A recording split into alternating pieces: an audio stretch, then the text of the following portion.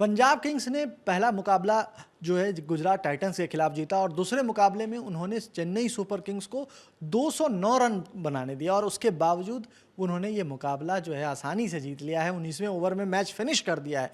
तो कुल मिलाकर के हिसाब किताब ये है कि Punjab Kings top of the table पहुंच चुकी है। लेकिन एक सवाल जो इंटरनेट पर कौंधता रहा पूरे दिन वो ये था कि युजवेंद्र चहल जो कि इतनी अच्छी बॉलिंग कर रहे थे, एक भी बाउंड्री कंसीड नहीं की, उन्होंने 3 ओवर ही बॉलिंग क्यों की। तो ये जो सवाल था ओम प्रकाश जी, ये लगातार क्योंकि इंटरनेट पे मैं देख रहा था कि हर कोई इस पर सवाल उठा रहा था, कई सारे क्रिकेटर्स ने इसके बारे में लिखा भी।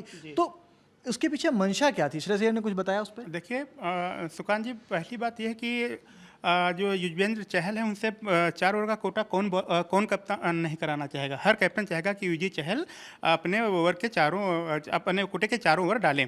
लेकिन कभी कभी परिस्थितियां ऐसी आ जाती हैं कि कैप्टन को कुछ अलग सोचना पड़ता है। शायद इस मैच में ऐसी कुछ परिस्थितियां थी। आप देखिए कि जब अगर वो अपना चौथा ओवर डालते तो उसमें डेथ ओवर्स चल रहे थे और डेथ ओवर्स में सामने कौन था? शिवम दुबे थे और प्रशांत वीर थे। और उससे पहले अगर देखा जाए तो सरफराज खान धुआंधार बल्लेबाजी कर रहे थे। तो श्रेयस के पास उस दौरान ये मौका नहीं मिला कि युजवेंद्र चहल का ओवर कहाँ पर निकलवाया जाए। अगर पहले आ जाते तो शायद सरफराज खान उनके खिलाफ रन बना देते। और फिर आप जानते हो कि शिवम दुबे स्पिनर्स के खिलाफ तो काल ही हैं। वो इतना उनका अगर स्ट्राइक रेट देखा जाए स्पिनर्स के खिलाफ और इस स्पिनर्स के खिलाफ उनके बैटिंग करने के अंदाज को देखा जाए तो काफ़ी दमदार है। तो मुझे लगता है कि जहाँ तक ये बात उनके दिमाग में आई होगी और शायद उन्होंने मैच प्रेजेंटेशन में कहा भी है कि शिवम दुबे क्रीज पर मौजूद थे और इसलिए शायद हमने युजवेंद्र चहल से वो चौथा ओवर नहीं करवाया। अगर मैच में चहल की बॉलिंग की बात की जाए तो उन्होंने सिर्फ 3 ओवर में 21 रन दिए थे, यानी 7 के औसत थे। बहुत किफ़ायती बॉलिंग की उन्होंने। बिल्कुल। और किफ़ायती बॉलिंग के साथ साथ जो मौके बनाए, क्योंकि जो आयुष महात्रे जो एकदम लग रहा था कि कंट्रोल किए नहीं जाएंगे, आयुष महात्रे लगातार शॉट्स खेल रहे थे लेकिन उनको समझ ही नहीं आता। क्योंकि कारण ये था कि जहां पर आप देखो कि दूसरी इनिंग में उसी ग्राउंड पे उसी पिच पे जहां पे मतलब स्पिनर्स की बात करें, नूर अहमद और राहुल चहर दोनों लेग स्पिनर हैं और वो मतलब ठीक है, नूर की तो लेफ्ट हैंड बॉलिंग करते हैं तो उनका तो थोड़ा सा अंदाज अलग है, लेकिन अगर राहुल चहर की बात करें तो वो सिमिलरली लेग स्पिन करते हैं। लेकिन इन दोनों को अगर बात करें टर्न की, अगर स्पिन पे जो टर्न हो रही थी, जितनी मदद मिल रही थी युजवेंद्र चहल को उतनी नहीं मिल रही थी। तो यही कारण है कि इसके कारण से लोग पूछ भी रहे थे, क्योंकि राहुल चहर बहुत महंगे रहे और वो सवाल उठना इसलिए भी लाजमी था कि भाई जो बंदा इतना बढ़िया बॉलिंग करके गया है वो अपना कोटा पूरा नहीं कर पाएगा। तो मुझे लगता है कि श्रेयस अय्यर को थोड़ा सा और प्लान करने की जरूरत है कि किसी तरह से बड़ा दिल दिखाने की जरूरत है, कुल कहने का मतलब है। हाँ जी। और देखिए कि युजवेंद्र चहल कोई नए तो बॉलर है नहीं। आईपीएल में सबसे ज़्यादा विकेट उन्होंने लिए हैं, लीडिंग विकेट टेकर हैं। तो कुल मिलाकर के देखा जाए तो अब जो कुछ उनके दिमाग में आया हो श्रेयस अय्यर के, लेकिन मुझे लगता है कि चौथा ओवर फेंका देना चाहिए था ना।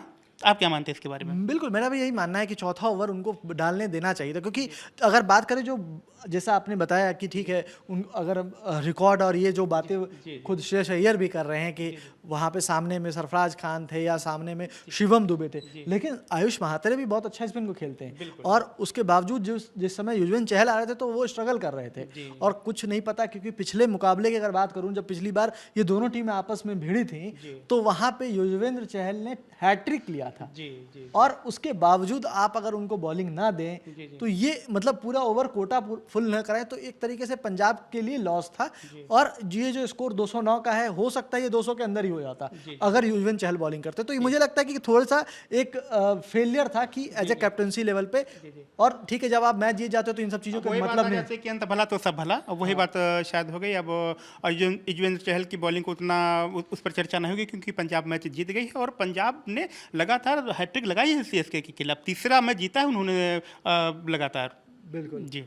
तो वो एक रिकॉर्ड भी है कि जैसा इन्होंने बताया 2023 से अब तक लगातार उनके घर पे उनको हराने का रिकॉर्ड भी है। और प्लस जो एक रिकॉर्ड ओवरऑल, जैसा हमने पिछले वीडियो में भी बात की थी कि जो अगर बात करें हेड टू हेड मुकाबलों की, तो पिछले कुछ सालों में जो है वो पंजाब का पलड़ा भारी रहा है। चेन्नई 2021 से 10 मैच खेले गए हैं और 10 में से 8 मैच जीते हैं पंजाब किंग्स ने और 2 मैच जीते हैं सीएसके ने। जी जी। तो बिल्कुल पलड़ा भारी रहा और एक तरफा रहा है, क्योंकि अगर हम रेशियो की बात करें तो 1.4 का रेशियो है। हाँ। और वो 1:4 का रेशियो जो होता है वो साफ बता रहा है कि अभी जो है पलड़ा पंजाब का बहुत भारी है। ऐसा नहीं कि पंजाब की टीम्स में बहुत ऐसे प्लेयर्स हैं जो बहुत नामी ग्रामी हैं, ठीक है, उनके पास बैटिंग लाइनअप में बहुत डीप बैटिंग ऑर्डर है, लेकिन इन सब के बावजूद जो उनके जो यंगस्टर्स हैं, जैसे प्रियांश आर्या हो गए, प्रभसिमरन सिंह हो गए, इन्होंने आकर के परफॉर्म किया है।